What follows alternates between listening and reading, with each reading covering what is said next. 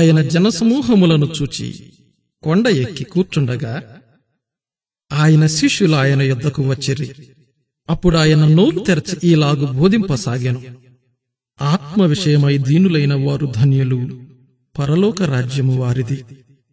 దుఃఖపడు వారు ధన్యులు, వారు ఓదార్చబడుదురు. సాత్వికులు ధన్యులు, వారు భూలోకమును స్వతంత్రించుకొందురు. నీతి కొరకు ఆకలిదప్పులు గలవారు ధన్యులు, వారు తృప్తిపరచబడుదురు. కనికరము గలవారు ధన్యులు, వారు కనికరము పొందుదురు.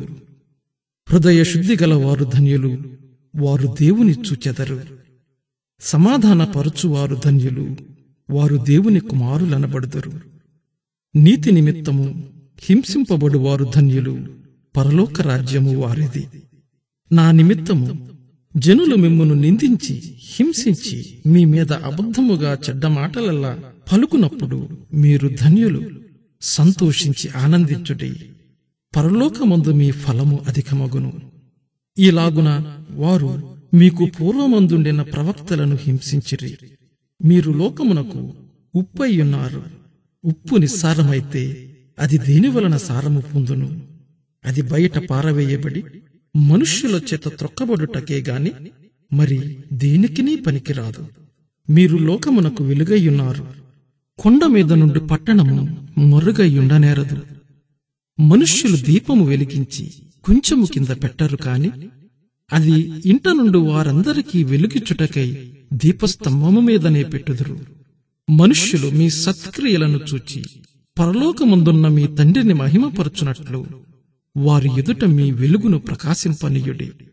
ధర్మశాస్త్రమునైనను ప్రవక్తల వచనములనైనను కొట్టివేయవచితనని తలంచవద్దు. నెరవేర్చుటకే గాని కొట్టివేయుటకు నేను రాలేదు.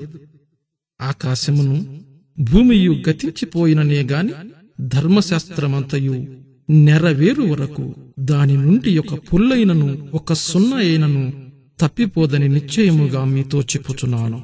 కాబట్టి ఈ ఆజ్ఞలలో మిగుల అల్పమైన ఒక దానినైనను మీరి మనుష్యులకు అలాగున చేయ బోధించువాడెవడు వాడు పరలోక రాజ్యములో మిగుల అల్పుడనబడును. అయితే వాటిని గైకొని బోధించువాడెవడు వాడు పరలోక రాజ్యములో గొప్పవాడనబడును. శాస్త్రుల నీతి కంటెను పరిసయ్యుల నీతి కంటెను మీ నీతి అధికము కాని ఎడల మీరు పరలోక రాజ్యములో ప్రవేశింపనేరదని మీతో చెప్పుచున్నాను. నరహత్య చేయవద్దు. నరహత్య చేయువాడు విమర్శకు లోనగునని పూర్వీకులతో చెప్పబడిన మాట మీరు విన్నారు గదా. నేను మీతో చెప్పునదేమనగా తన సహోదరుని మీద కోపపడు ప్రతివాడు విమర్శకు లోనగును. తన సహోదరుని చూచి వ్యర్థుడా అని చెప్పువాడు మహాసభకు లోనగును. ద్రోహి అని చెప్పువాడు నరకాగ్నికి లోనగును.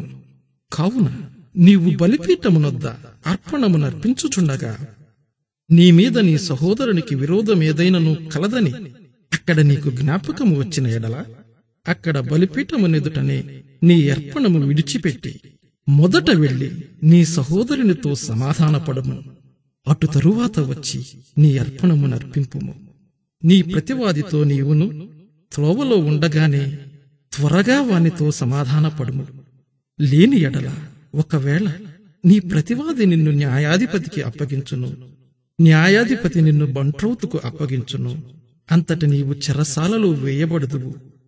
కడపటి కాసు చెల్లించు వరకు అక్కడ నుండి నీవు వెలుపలికి రానేరవని నీతో నిశ్చయముగా చెప్పుచున్నాను. వ్యభిచారము చేయవద్దని చెప్పబడిన మాట మీరు విన్నారు గదా. నేను మీతో చెప్పునదేమనగా ఒక స్త్రీని మోహపు చూపుతో చూచు ప్రతివాడు అప్పుడే తన హృదయమందు ఆమెతో వ్యభిచారము చేసిన వాడగును. నీ కుడి కన్ను నిన్ను అభ్యంతరపరచిన ఎడల దాని పెరికి నీ యొద్ద నుండి పారవేయుము. నీ దేహమంతయు నరకములో పడవేయబడకుండా నీ అవయవములలో ఒకటి నశించుట నీకు ప్రయోజనకరము గదా. నీ కుడి చెయ్యి నిన్నభ్యంతరపరచిన ఎడల దాని నరికి నీ యొద్ద నుండి పారవేయుము. నీ దేహమంతయు నరకములో పడకుండా నీ అవయవములలో ఒకటి నశించుట నీకు ప్రయోజనకరము గదా. తన భార్యను విడనాడువాడు ఆమెకు పరిత్యాగ పత్రిక ఇయ్యవలెనని చెప్పబడి ఉన్నది గదా.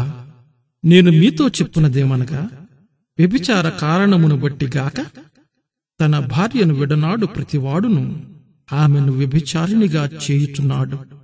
విడనాడబడిన దానిని పెండ్లాడువాడు వ్యభిచరించుచున్నాడు.